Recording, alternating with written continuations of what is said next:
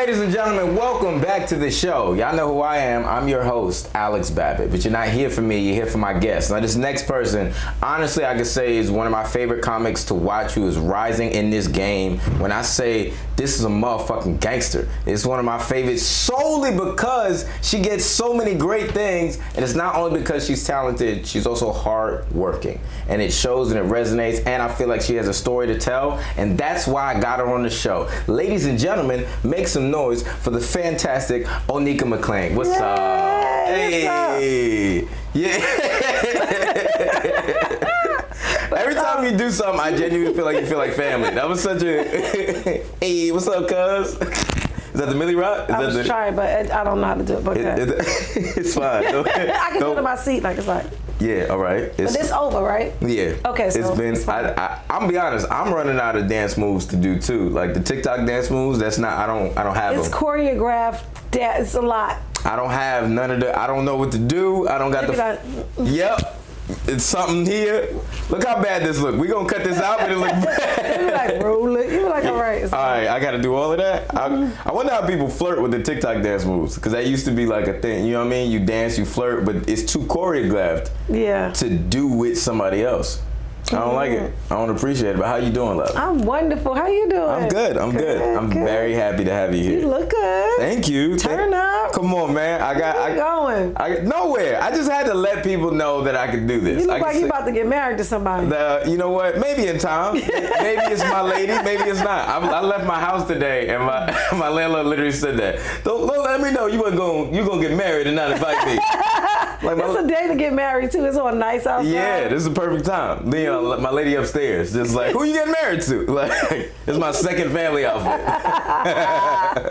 But this is, it's an interview that I wanted to do with you for a while, because I remember we had a conversation, might have been in a car or something, I don't really remember that. But I remember just, there's so much of your life that was so interesting to me.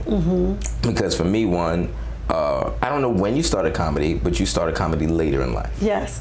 So can you give me the clarity for the people watching who don't know? I started comedy once I raised my children. So when my last daughter was about to go to college, I started comedy. That's crazy. That's great. So you had a whole, because I remember you telling you had such a whole life. I vaguely remember you saying you dated a drug dealer for like a while. Yeah, I was married to one for like 17 years. That's like That's not even dating. That's not dating. No, that's an investment. You were the plug. That's the kid's father, yeah. And see, coming from that, like, you know, because most comics that I've had on this show, or most entertainers in general, they come from like, when I was in high school, I wanted to be an artist, and I started in college and blah, blah, blah, where you didn't take that necessarily approach, but you're so funny and so talented. So the question is, did you have the dream then? So I forgot about my dreams when I started living my life. I had to like put them on the back burner because I needed to deal with what I had going on. So I had my children really young. By the time I was like 26, I had 2 kids. I was married, all that stuff. So I wasn't dreaming anymore. But when I was a kid, I always wanted to be an actress. But once you start letting that life get to you and you got to start paying bills and you're making decisions that you can't take back, then you have to, you know, change it up a little bit. So I just started working and tried to be successful and, you know, amass as much wealth as I could and take care of my kids. Like, but in a way that I didn't get taken care of. Like, so I grew up in the projects or whatever, but I wanted my kids to have a house. I just started going. Which P's? Where at? Boulevard houses in East New York. Okay. That's where I grew up. Okay. But I wanted like a different life for my children. So they went to gifted and talented schools. They went to school in the city. I would just always take them to make sure that they were exposed. They know how to Latin. They know how to write music. They play instruments, all that stuff. So I put a lot of effort into my children so that in my mind they can have a chance. I felt that because I met your daughter. She's a rapper, if I'm not mistaken, because I met her in the studio one day. I didn't even know she was your daughter. He was like, yo, you just took a picture with my daughter. What? She's cool. This cool act, because this thing might have been smoking or something, like it was real chill. It's like, that's your daughter? That's crazy. Yeah, that's crazy, right? Yeah. So I have 2 of them. One just finished her biochemistry degree. So yay, shout out, she's finished. So now she's going to go be a scientist or something. That's crazy. Oh, so you put you put your dreams on the backbone to like spark that, which I respect, because I come from I guess parents like that. Like me and my pops always talk, and I have a good relationship with my pops and my moms. But me and my pops specifically always talk about the importance of encouraging your children to strive for their dreams. Right. And did you feel like you just didn't have that growing up? I don't feel like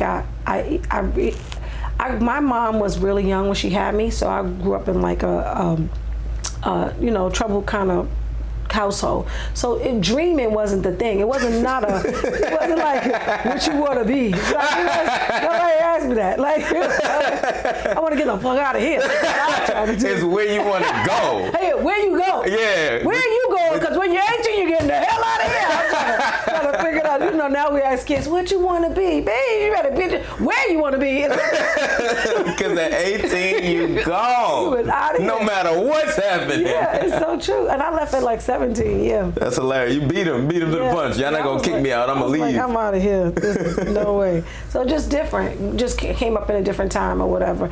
And then, you try to give your children a different generation, a different, what do you call it? Experience.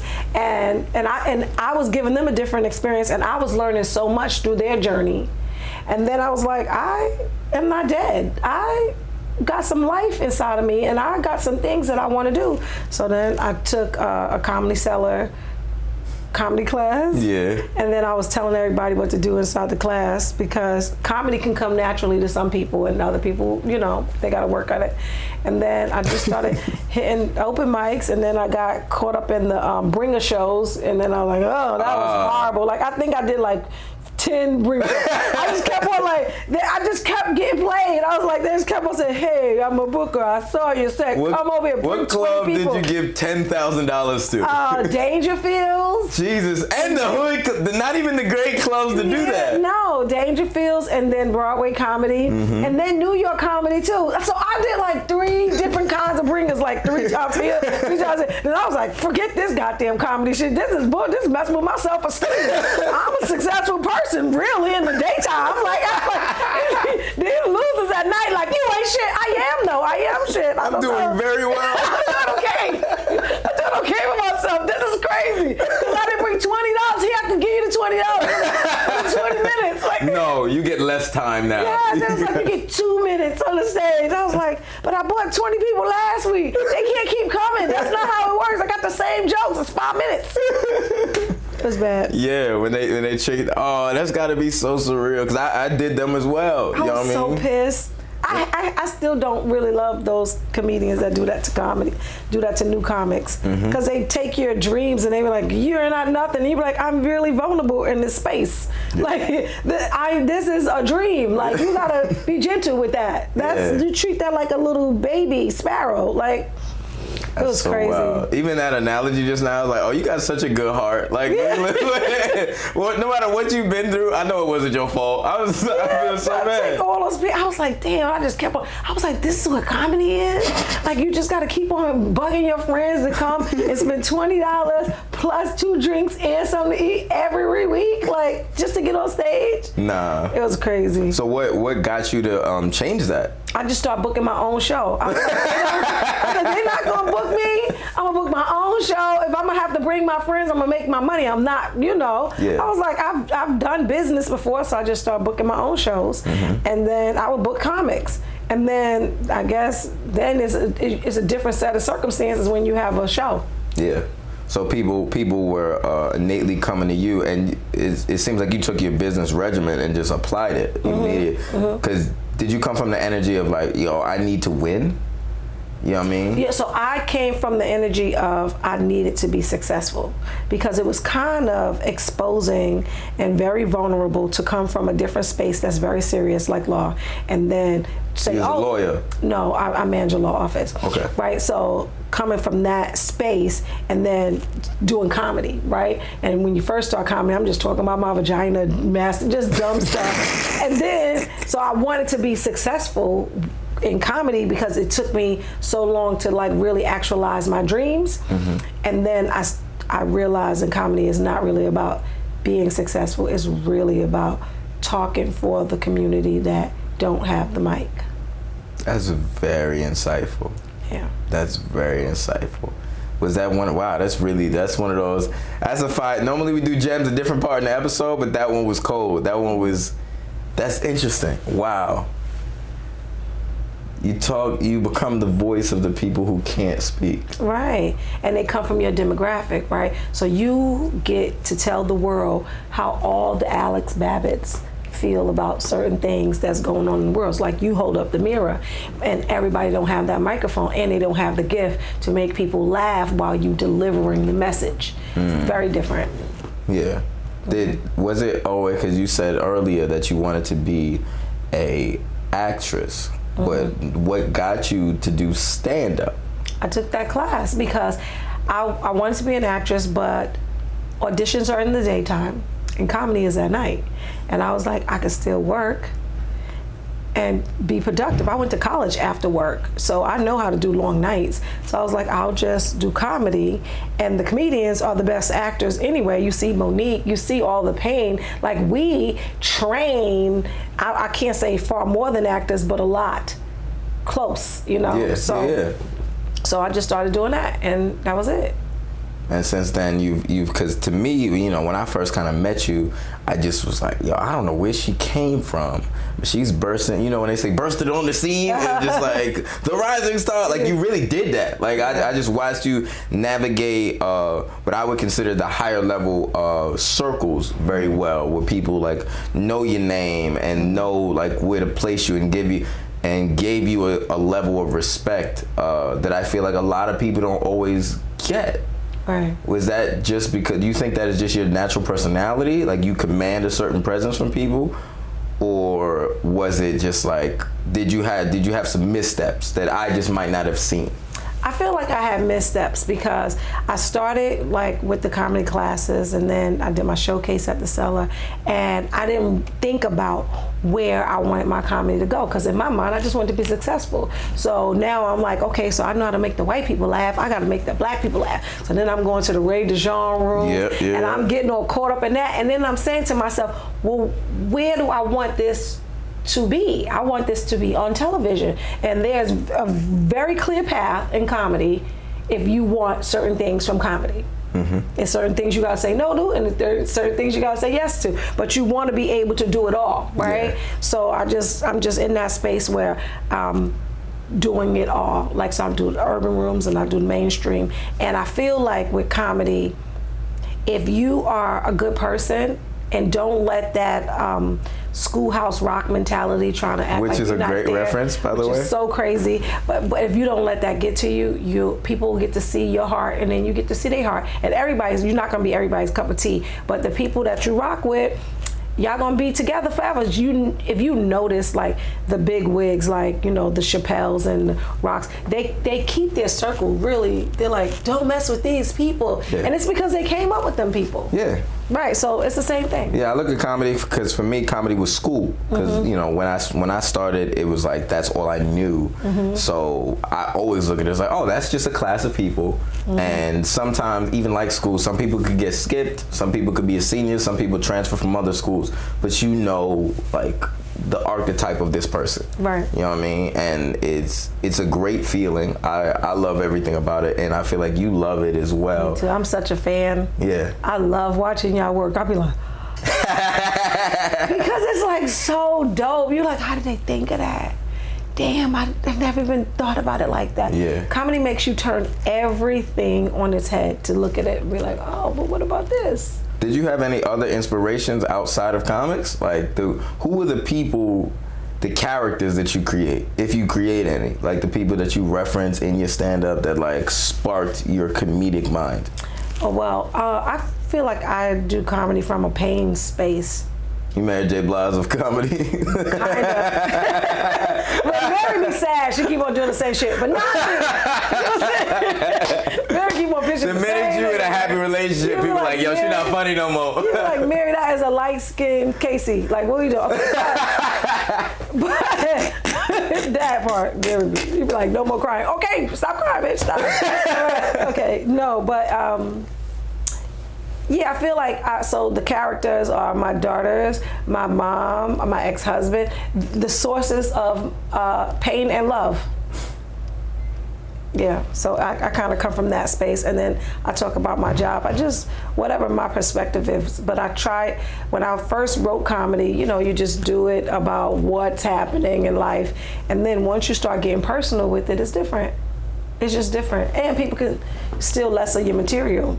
I mean, they still can steal it. They be like, I'm having a hot flash. You want the man? Having a hot flash. Like, what's wrong with you? Stop taking people's jokes. What's wrong with you? Is that true? I'm having a hot flash. How, man? Come on, dude. Like, come on. Yeah, that's one thing. That's so funny. You having a hot flash? How?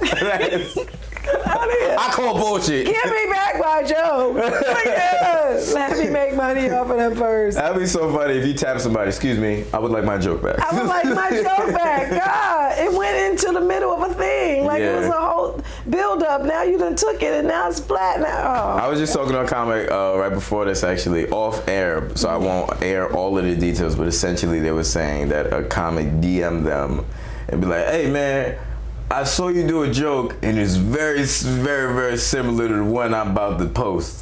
But check it out and tell me what you think.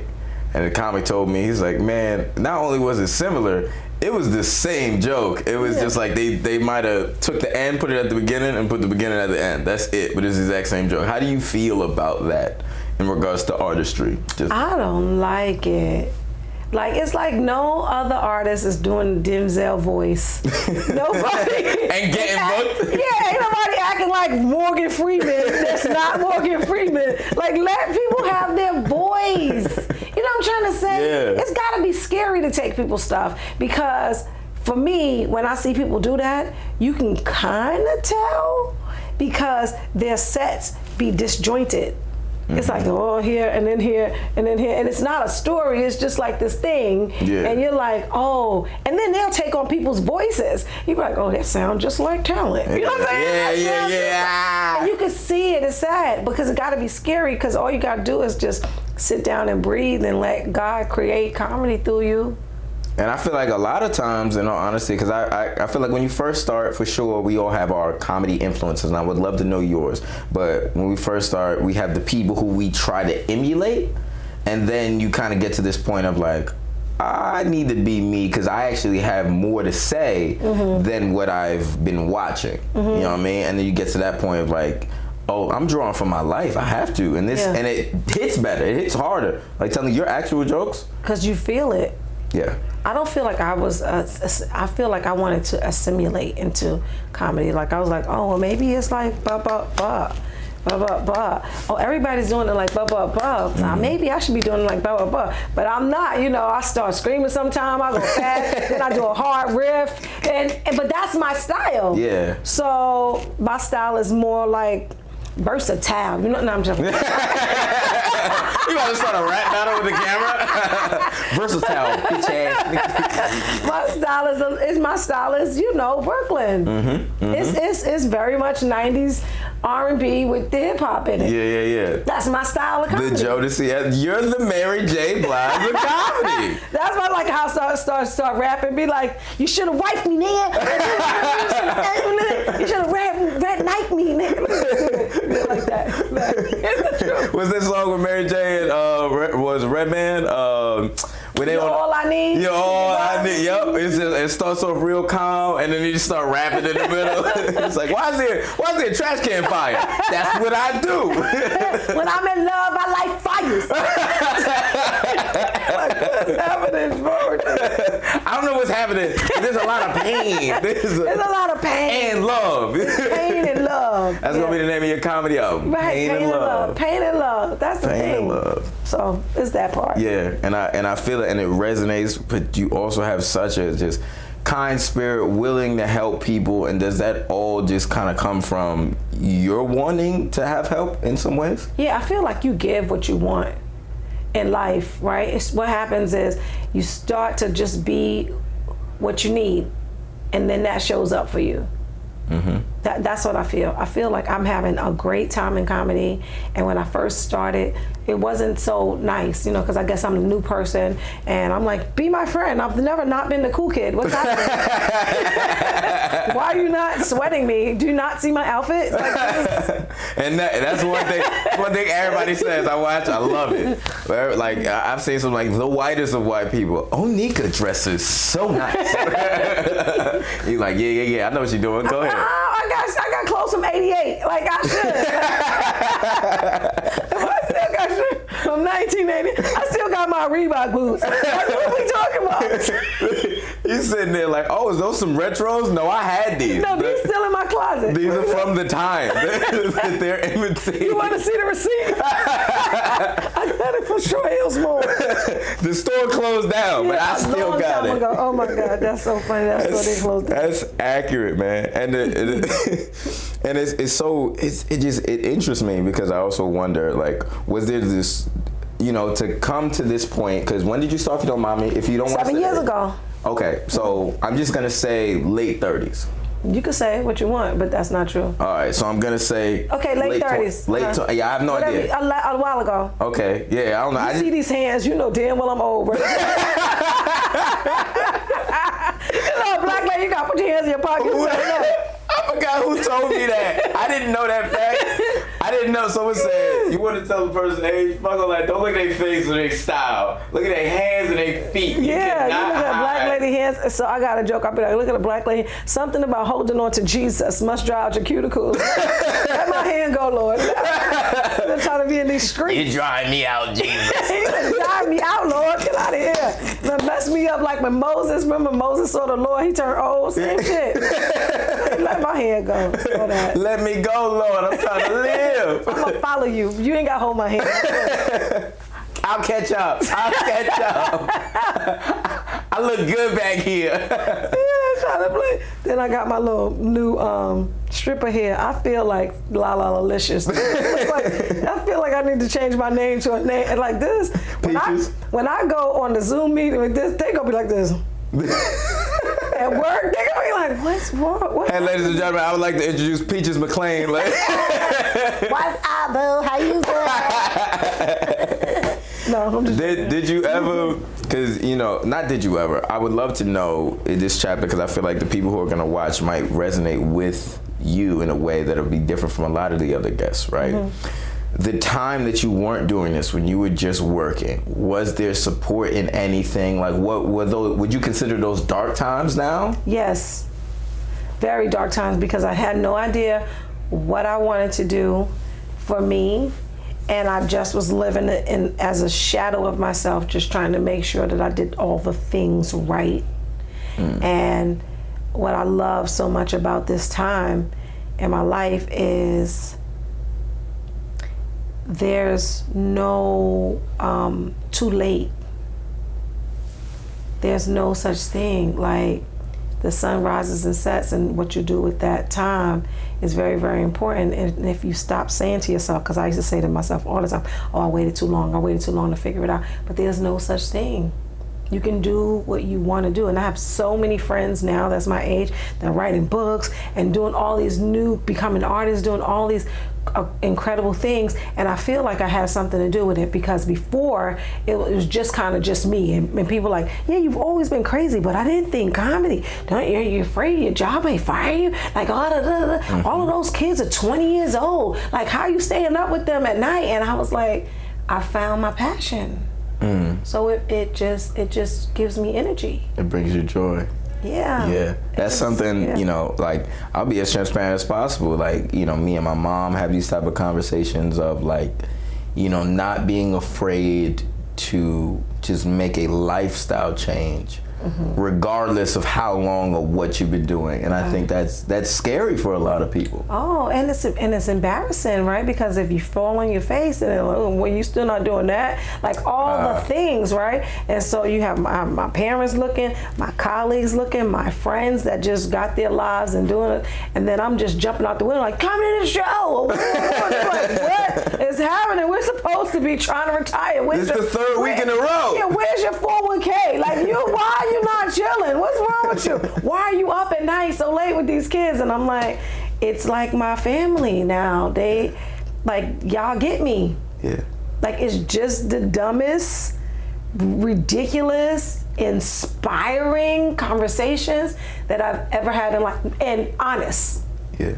Honest. Like, wow, it's amazing. It's an amazing time. If you have not found your passions, I suggest you start doing things. Just do some hobbies, because life is way more worth living when you're doing something that is just for you. I believe that, and I've seen it just on your like social media presence alone. Dancing, like you are. I'm scheduling my joy, but I'm trying to do it for other women too. So Really? I'm doing dance classes. Me and Amina Amani, we do it once a month, and I'm a bad dancer. Horrible. Like, I have ADD, right? So my brain is like, go to the next move, go to the next move, and I'm like, and they like, what the fuck is wrong with her? And I'm like, and then, right? And it's bad. It's really bad. But I don't want to be good in it. It don't matter. It's just fun. That's fire. Have you ever done anything that it don't matter if you're good? Yeah. And I'm the worst. The white girls be pop locking on me like, I'm like, calm down, Bridget, it's ridiculous. But What, you trying to win an award? they always act like they want a cookie. We just dancing with each other. Like, it's an inspiring area. Like, it's ridiculous. Would you want a cookie? That's wild funny. It's for us. Yeah. Stop flexing on me. I'm here next week. So scheduling joy. I start swimming. I swim in the mornings. Like, all the things that I like to do that I just wasn't doing. So many times, there's 24 hours. You wake up, you be like, I didn't do anything I like. And then you do that a couple days. You be like, damn. So I'm just living a life I don't like. For what? For what were we talking about? For what? For cash. Okay. For the money. To live. I was talking to my girlfriend the other day. She was complaining about her job, and I was like, well, jobs are so you can pay for your life. That's it. Right? So if you have this emotional tie and everybody's trying to destroy you, it's just for money so you can pay for your life. But your problem is you don't have a life. So now you're just working. With nowhere to, it's people who like you save There's no money. outlet. Yeah, there's no way. You don't feel good for you're working this hard. Like, it's like setting those goals. It's great to set a goal solely because of that, because you like, oh, you feel the release of like the dopamine or whatever. Of like, oh, I did this. I reached this. I accomplished this. You can pat yourself on the back. But just working a day job every day, and it's not against the day job. It's against the goal that you forget to set. Right. So many people. Because most people like, oh, I'm still working. And I'm like, but I feel like that's a blessing, because God has blessed me with a financial backer in my job to finance my comedy career. Like that, most people don't have that. Broke. Don't got a dollar. Right. Yeah. And it makes you disgruntled. Right? Because I've struggled. Like, I grew up in a project. I've struggled. But I'm not struggling anymore. And I feel like for the actors and actresses and comedians or whatever, sometimes they use that struggle as a badge of honor. They be like, oh, I quit my job. And I'm like, I get it, but you was working at Chipotle. Like, like not everybody working at Chipotle, son. I would quit it too if it was Chipotle. You know what I'm saying? But oh, you left McDonald's. Okay. You did something big, got this long ass post, bitch. You not on fries. So what? You not on fries. You didn't even do nothing. You ain't do nothing. You probably should get a real job so that your comedy content could be more robust. Yeah. Because what happens is people, when they can relate to it, that's where the funny is. Yeah, that's so funny. Oh, you not on fries. Oh, right. I remember somebody said that to me when we was going to open mics, and I would go to the open mic after work or whatever, and they were like, you work? I quit my job. And I was like, well, where was you working? Yeah. Okay, we not the same, B. We not the same. Like, I went to college for this, so I'm gonna work it until it makes sense. That's a career too. You just made a career shift, and if anything, added another one. Really added. I have definitely 2 jobs. 2 jobs. Like, I was doing my calendar, like 30 something spots this month. That's fantastic. That's a lot of not knowing how to say no. I'll be saying yes Yes, they were like, okay, we're gonna pay you $5. Okay. Yo, I'm not gonna lie. Where I'm at now in the career, I low key be getting tight with someone with like write out like some small ass amount. They be like, hey man, you know, we got something good for y'all. We got $15 with your name on it. No. Keep that shit. You're like, what? What they talking about? It's true. I want you to host for $12. You'd be like, no. For 3 hours. You'd be like, hosting is a couple hours. I could be jumping around the city making money. Like, it's exhausting. Even if it's for free, it's like, I'd rather do 2 free spots and 1 paid spot that ended up being like $50 versus hosting for like $50 for 3 hours. But you're a good host. I love hosting. That's the thing. Once you're a good host, that's what they try to make you do all the time. Yeah. Boy, the class was like, hey, is there any way you can host? No. Nah. No. Yeah. No, it's a little button. No. You're not getting me for 2 hours. Yeah, that's what with comedy clubs. Like, I'm very selective because I genuinely enjoy hosting. It's one of my favorite things. When I was first starting, one of the first shows I was supposed to do was supposed to be a comedy club thing at Caroline's or something, but it ended up canceling. It was a comedy club in the hood. It was supposed to be just a comedy show, and that canceled, and I actually got booked right after to host a music showcase. And that was like one of my first crowning achievements. Like, oh, this is cool. I felt my most comfortable. So I love that. Yeah. You know what I mean? But with comedy clubs, sometimes I'll just turn down hosting there because it's a different thing. Yeah. More times than not, it's not as freeing to host. You gotta be because you gotta hit every time, and you can't try out stuff. Yeah, because you're still showcasing, and you're not set up to win because you're setting everybody else up to win. Exactly. Yeah. So like I try not to, like with comedy clubs, I might do like my structure. I do like 2 to 4 jokes that are actually real, and just get the comics up. Yeah. I want to get you out because I've never been a fan of the host that does 30 minutes in between each comic. No, I don't do that in between. But the time that I do it up top.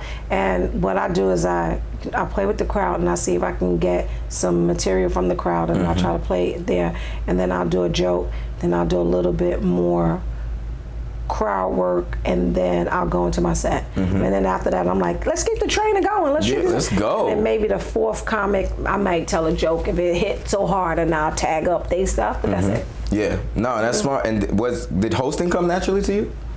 Yeah, because I used to be a motivational speaker also. So, we good? Yeah, we're fine. So, I used to do motivational speaking. That's crazy. That's crazy. Onika, right. So, inspiration, that whole thing. So, now I'm like marrying the two. Before, I was like, well, I just won't be doing that. I'll be doing comedy. But, so now I'm marrying the two. So, hosting has always been like cool for me because it's just an energy thing. You just get that energy here, make sure everybody's having a good time, and just keep it here. And then when a comic come and sink it, you be like, oh shit, and that's it. Let's get this back up, guys. We're good. Everybody okay? Yeah. Like a suicide bomber. Everybody, who's alive? Who's alive? Yeah, it's definitely that feeling. I didn't know you was a motivational speaker too. Okay, so let's just go down the list and let me see what I can get to. All right. What jobs have you had? What professions? What have you done? Not a lot. So law, like legal profession. I've been doing that since I was in my 20s. I worked at Pizza Hut like when I was 14, but I lied and them told them that I was 16 so I could work from 4 to 12, because you know when you have your working papers back in the day, little green joint? They had 2 cards. They had a blue one and a green one, so I lied about my age so I could work longer. I was working 4 to 12, and then I would do people's hair. So I used to do hair. So I would do hair at school and after school. Then I started working in the legal industry. Yo, I love how you whispered that. And that's it. Legal industry, right? So I've been doing it because I've been doing that a long time, and then it was making money, and then I stopped doing certain things, and then now comedy. I love that was a fun way to like breeze past a lot of that.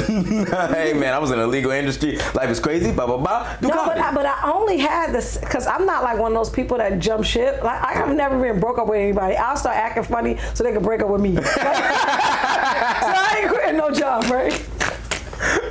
Y'all gonna fire me. Y'all gonna fire me. Right? So I've been working the same job. I've been working with the same people for like 25 years. Like, they merged to different companies, but I worked with. So it's the same kind of Even job. in the pharmaceutical company, illegal pharmaceuticals you was in, you just start acting up to where they fired you? No, so he was in that. I was just, reaping the benefits. But How many fur coats did you have at one point? I still have a lot of fur. I know. I have like 10 now. I still have stuff from the 1990s. I'm telling you, I still have stuff from. That's why, and I still wear it because I buy what I like. So I still wear it. I'll be coming through looking like Little Kim in '86.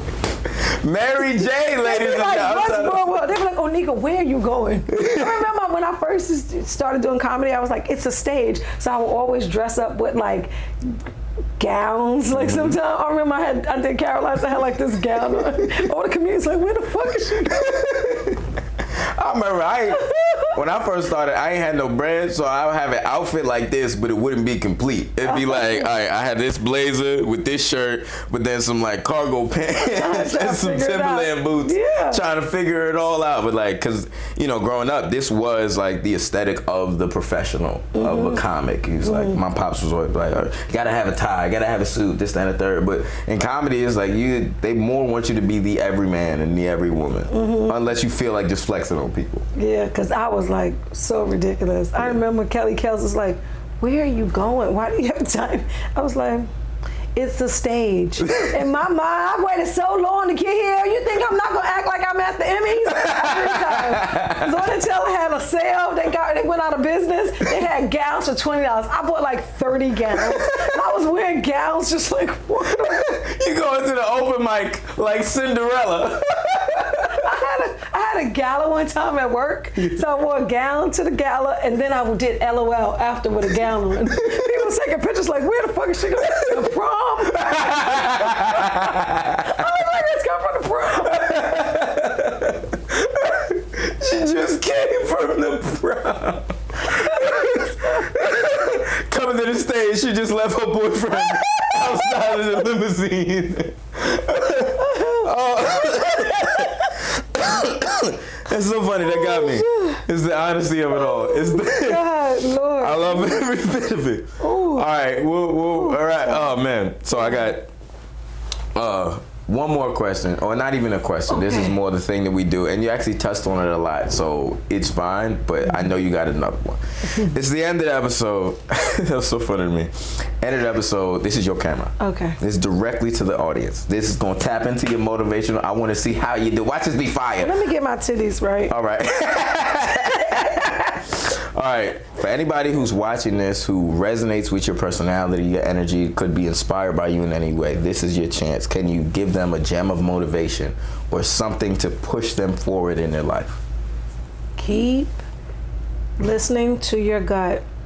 It's really quiet. It's a lot of noise that's going on around you, and the panic and anxiety and the pandemic and all the things that's happening to us financially. You got to dig down deep in your gut, because that's what's going to give you peace and tranquility, and that's where your spirit is taking you. So go there. Mine just happened to be comedy, but you can go bake pies and cakes. As long as it's doing you, do you. Come on, Mary J. Come on. Good morning, gorgeous. I love you so much. Thank you again. Come on.